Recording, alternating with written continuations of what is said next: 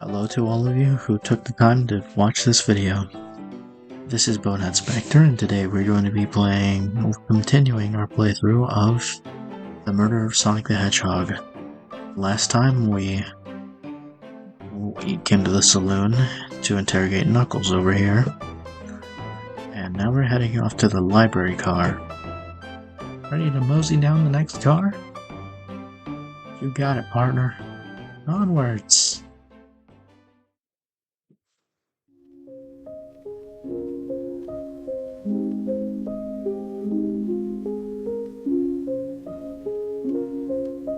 All this stuff's getting heavy. I'll dump what I don't need. Everyone's favorite journalist reporter, Amy Rose, is hot on the scoop. I'm heading out. You've been fabulously helpful. Alrighty, before you go, Espio and I wanted to give you your presents. My presents? You're both too sweet. Thank you. Vector, it seems we have more guests. Amy, there you are. Have you found any leads yet? Oh, the detective pair needs help from the birthday girl. She knows everyone's allowed to be sassy on their birthday. This tip is just too juicy to ignore. See you all around. Don't worry, Sonic. I'll be the one to avenge you. And quick. Now you're gonna leave. The door next to the door to the next car is locked. You doubt the birthday girl? The birthday girl has a master key. Right, the birthday girl has the birthday key. Of course, there's a birthday privilege. I'll solve this case before anyone else. Bye! Amy may be hasty, but she's thorough. Now what are you two doing? Looking mighty sus if I say. I'm the detective, so I can't be the murderer. And I'm, here to ask if anyone's hungry. Starved, I'd kill for chicken parmesan right now. Maybe kill isn't the right language to use right now. I'm Vector the Butcher. I'm licensed to handle raw meat. I'm Espio the Poet. Ah, poetry. A resonant message from poet to reader meant to challenge our delicate perspectives with the most rhythmic of prose. Can I hear some? Sure. Teardrops in the spring, can you hear me sing? La la la la, dee dee dee dee. Is that it? I have more if you like. Cherry blossoms in the spring. I'm unsatisfied for now, thanks. At least he's rhyming, I suppose. Bonehead Spectre. Bonehead Spectre and I are here to establish both of your alibis. Can you walk us through what happened after Amy had everyone leave the dining car? Oh sure, it's simple. We just explained this to Amy, actually. When we were all sent off, Rouge, Blaze, Shadow, and Sonic all passed through this library car, where Amy told me and Espio to stay. I promptly picked a book off the shelf and made myself comfortable. Vector got bored, so he left to see what Knuckles was up to in the saloon car. Yup. Where was Rouge? We happened to see her lipstick stain on a cup in the saloon car. Rouge came over to the library car, seemingly looking for something. Then she went to search the saloon car. She came back shortly after. We heard her shout, "No way!" at the brochure stand over there. But she left back to the casino car before her Shadow came through and locked the door. Wonder what she found. She's obviously been on the hunt for something. After Rouge left, Shadow walked through the casino car, entered the library car, and locked the door behind him. More importantly, why has Shadow been locking doors? Shadow walked through the library car to the saloon car where Knuckles and I were playing games. He insisted on showing us up at Super Monkey Ball. I got so engrossed by the rolling monkey action, I hardly noticed when Shadow left the saloon car. I guess he walked through the library car to the casino car again locking the door behind him. Then returned to the lounge car where he was meant to be stationed. When Vector came back, we realized Knuckles locked the door to the saloon car. We were stuck in the library car. And that's when the train sped up. We were worried about the bookshelves falling on us. We got through it alright. We sat trapped here until Amy arrived asking questions. She's the one that told us someone murdered Sonic. And yeah, that's all that happened. With all these locked doors, it seems Vector or Espio couldn't have left the library car or the saloon car.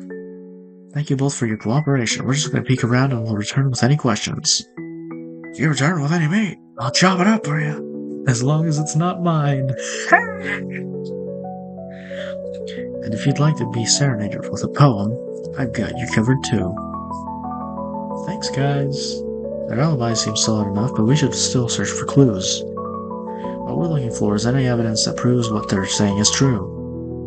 We need to confirm Vector's reason for leaving his post and determine if Espio was actually in the library car reading. Tall task, but we can do it. Let's get to the bottom of this, Tails.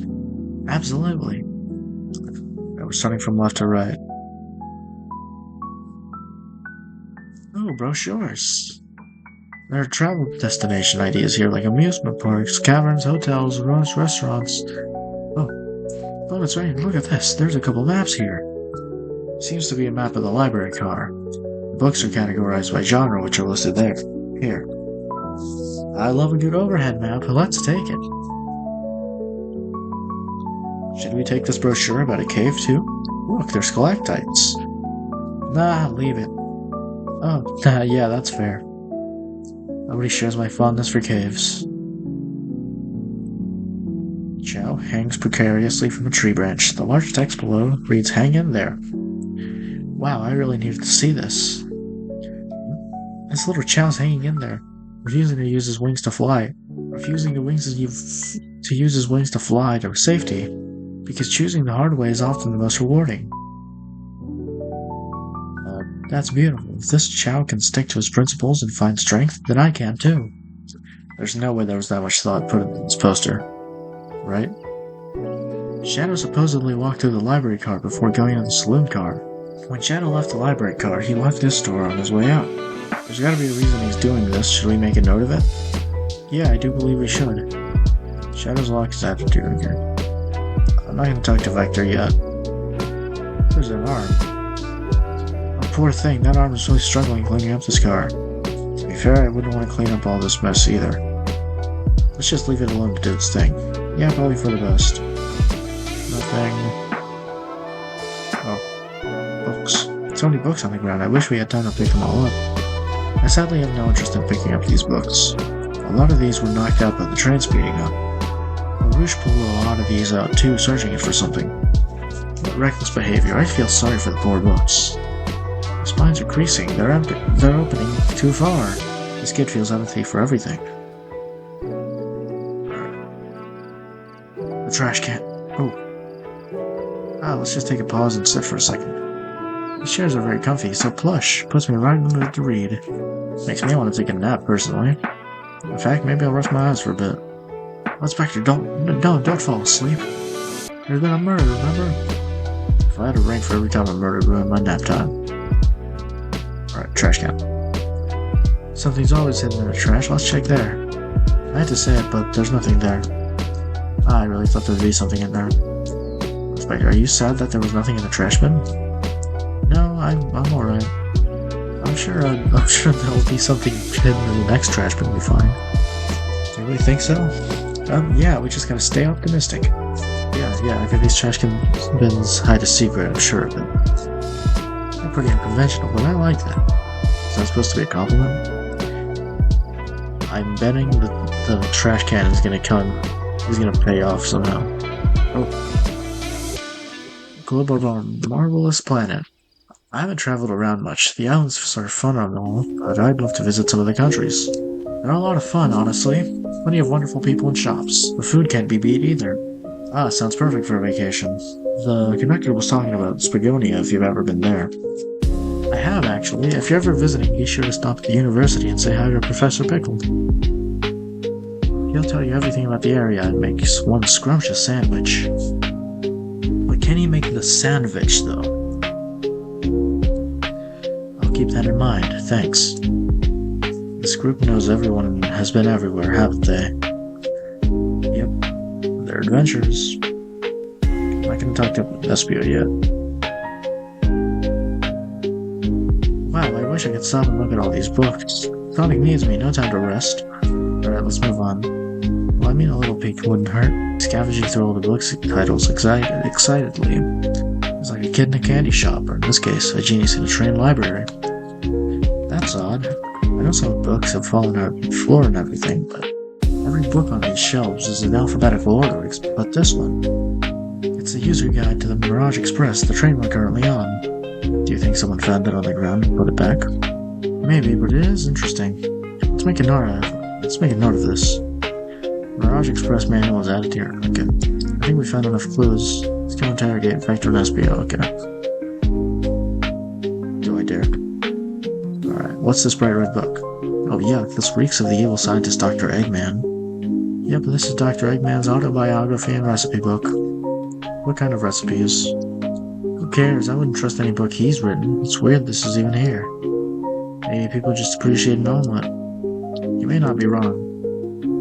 Alright, stuck to Espio. Fancy a poem? Alright, I guess we're talking about poems. Can I get a poem about space? I've made it up to space with my beloved antique vase, but a mistake in my haste dropped the vase from my embrace, so my antique I must now replace. I caused you to drop the vase. Don't read too deeply, it's just a poem. He hasn't thought it through, has he? I don't see the one about trains. Locomotive in motion. I think I lost my lotion. The window shows the ocean. Oh wait, there's my lotion. Truly inspiring. Poem about trains, the ocean, and Jork in it. Thanks. I actually like that one. Huh? Alright, interrogation. No more dilly-dallying. So, the two of you don't believe us, alright? It's not that I don't trust either of you, but I wouldn't be a proper detective without examining the validity of your alibis. Bone Inspector and I are here to confirm two things. Why Vector left to go play games with Knuckles, and if Espio really was reading in the library car. Vector, we'll start with you. Why did you leave the library car to visit Knuckles? I'm prepared to present evidence as needed. Oh, that's easy. I got bored. What? I wasn't entertaining him enough, it seems. Vector enjoys being social. Plus, we were instructed to mingle. I remembered the arcade machine in the saloon car, so I figured I'd go check it out. It seems to line up with the information we gathered with Knuckles. And that brings our attention to you, Espio. Rudy entered the library car and found something, then left. You said you immediately started reading, but were you actually reading the entire time you were in the library car? Of course he was! Once Espio starts reading, he doesn't stop till it's done. I've seen it happen. It must have been a good read. What was the book? Espio doesn't know you that, detective. Let the man live. What if it was embarrassing? Espio, you dog. Were you reading hentai? Espio, the type of fellow to read hentai. What kind of things do you think I read? Hentai! If you won't talk, I have a hunch on what that book might be. Bone Inspector, can you help me out? Alright, what do we think? I'm reading. The library map. Ah, some detective you are. Oh, this is the book. Yeah, the manual. A manual? You think Espio is reading instructions? What argument could you possibly have to support this? Oh no, it's Beta Sonic Dash. There are books scattered around the floor, sure, but the remaining books on the shelves were all in alphabetical order. All except this manual, meaning someone at the very least picked the manual up and put it back in the incorrect place. The sign of attention to detail isn't normally like you, Espio. Hey now, I won't have you insulting my pal like that. Calm down, Vector. I know you mean well, but I can handle myself. Apologies, Espio. Butcher and poet. Friendship can form anywhere. Wait. Friendship. Where's Charmy? Where's my boy Charmy? Why didn't I add him? Sega, I'm on to you. Alright. That is indeed the book I was reading. The Mirage Express Manual. Trains are cool. Agreed. In that case, we'd like to ask you a few questions about the manual. Inspector, if you don't mind. Would you ask Espio some questions about the manual? The manual? Just flip to a page and ask away. Oh, I see. Quiz Espio about the manual to prove you read it. Which page should I quiz him on? 97. Okay, what efficient and extremely accurate technology was installed to assist in keeping the train spotless? Robotic arms. During events, they can perform a variety of tasks and are responsible for cleaning up trash and messes afterwards. I remember the conductor saying the train could clean itself. Though I have a feeling the train company didn't want to hire janitors. The robotic arms can also detect weapons or explosives being brought onto the train, ensuring passenger safety. Seems like Espio aced that question. Hit him with another. Alright, which page do I choose? 15. What is the Mirage Express's cancellation policy? No refunds and you will be charged a no-show fee. This does not apply if you're over the age of 65. Gee, the person who made this rule must have been over 65. Last one, Web Inspector. Let's see if Espio can go 3 for 3. Gotcha. Which page should I pick last? 402, just because it's almost 420. What was implemented to support the conductor duties and ease general train obligations? An intelligent data processing system that works in tandem with the conductor to assure smooth travel for guests. I remember this. The train has an autopilot, but it can't access its full suite of capabilities without the conductor present. Yeah, did I pass your little test? Yes. Totally, it's wild you were able to retain all this information so quickly. A poet's brain is often confusing, not surprising. I don't know if I'd be bragging about that. You've clearly read the manual. Those answers feel far too specific to be guesses. And you both had the nerve to question my buddy like that. Don't we want to be supporting folks who read? You have to admit, though, reading the entire time a murder occurred does sound a bit suspicious even if true. But he answered all my questions so calmly. That's very impressive. No, I understand everyone's cautious attitudes. In fact, I was the only one to see me reading. After all, my alibi is hard to substantiate, despite being the truth. Well, you definitely read through the manual, so I suppose we could... Espio, is that true? Victor was the only one to see you reading? Yes, that's correct. Problem? Frankly, I don't believe that can be true, and we have evidence to back it up. Thought Inspector? I think someone else who also saw Espio. It's not the manual. Train map? Not sure what you're trying to say with that. Don't waste my time. Oh. Lock? Shadow's lock? Please, pray tell what this has to do with anything. We're up. Let's get our argument together. Alright. Shadow walked through the library car to get to the saloon car, where he set the original high score on the arcade machine. Yeah, but I ended up beating it. It wasn't the high score long. Crocs are natural gamers. Espio said he saw Shadow enter the library car, but he never mentioned anything about... But he's mentioned nothing about Shadow's return. He only mentions that Vector came back. When Shadow left Knuckles and Vector in the saloon car, Espio was fully seated reading his book for a good while. At this point, we know Shadow had to walk back through the library car when he left the saloon car. So there's absolutely no way Shadow and Espio didn't notice one another on Shadow's return trip. It was a simple slip-up. I was just fully immersed in my book that I didn't notice Shadow. You're telling me the sound of doors opening and locking wouldn't have caused you to look up? Well, you see, I can sense Espio's desperation here. Defending the argument that he was reading the entire time isn't easy. So if you didn't see Shadow returning from the saloon car to lock all the doors, then at that moment, were you really in the library car at all? But how would Espio leave? Shadow locked all the doors and no one saw Espio in the saloon car. It's a mystery. One that I would love for Espio to solve. Okay, you gotta believe me. Cool demeanor's vanishing. I was so involved with my book I didn't notice Shadow pass back through the library car. Honest. When Vector returned, he even had to tap me on the shoulder to get my attention. Yeah, I think I remember doing that. I must avenge my friend's death, so I'll ask you again, Espio. If you weren't there for Shadow to see your reading, then how did you leave the library car? I wasn't. I didn't. I don't know, Tails. Seems like you're reaching. But he does bring up a good point.